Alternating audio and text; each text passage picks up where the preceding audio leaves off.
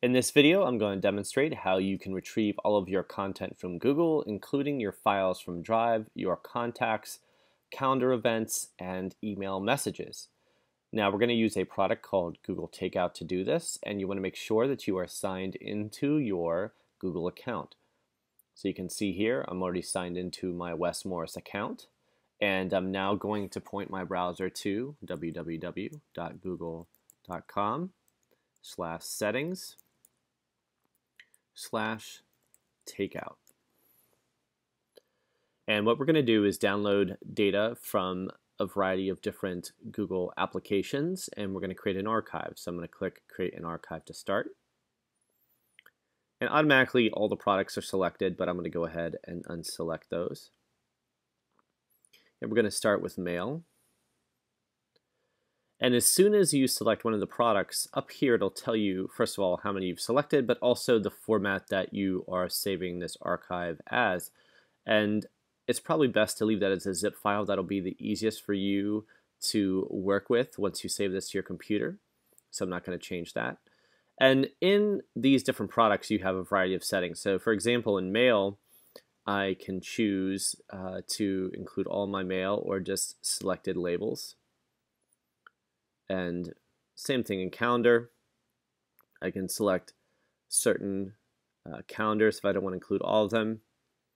But with contacts, you can actually choose which format here. So vCard is the default, but you can choose one of these other ones. vCard's probably what you would want to stick with. So again, we'll leave that alone. We'll come down to Drive here and check that off. And you get two options here. We can include all the files from Drive or just a select group of files. And then we can also choose how we export each file from Drive. So if it's a document, it can be saved as Microsoft Word, or we could do a PDF, or you could do plain text. Drawings we can save as a PDF or as an image, and so on and so forth. So I can go through each of these and decide what I would like to save it as. I'm going to leave mine in the Microsoft Office format, so that's okay. And then we go down here to social, and if there's anything that you want to save from that section, you can. Go down to media, and I didn't have any bookmarks, and I'm not too concerned about my location history, so everything looks good. We're just going to save things from mail, calendar, contacts, and Drive. I'm going to click Create Archive, and it will email you when it's ready to be downloaded. And depending on the number of products that you selected, and I guess the number of emails, contacts, events on your calendar, and files you have on Drive, this could take quite a while to create.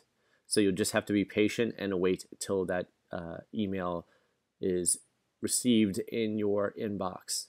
So here is my archive file. It's actually ready, and so I'm going to go ahead and click that email to open it, and it tells me that the archive will be available to download until June 2nd, so I can click See Your Available Archives. And here's the archive that I've selected, and I can go ahead and click Download. And it's going to require me to re-enter my password there. And now I can download the archive, and that will be saved as a zip file. So you should be able to, on a Windows machine, to right-click that and extract the files. And if you're using a Mac, simply double-click it and it will expand those files, and you can have access to them. So depending on which format you chose, you'll be able to open those files using Microsoft Office. If it's your contacts, you can open those using something like Outlook or another program that you happen to have on your computer or laptop.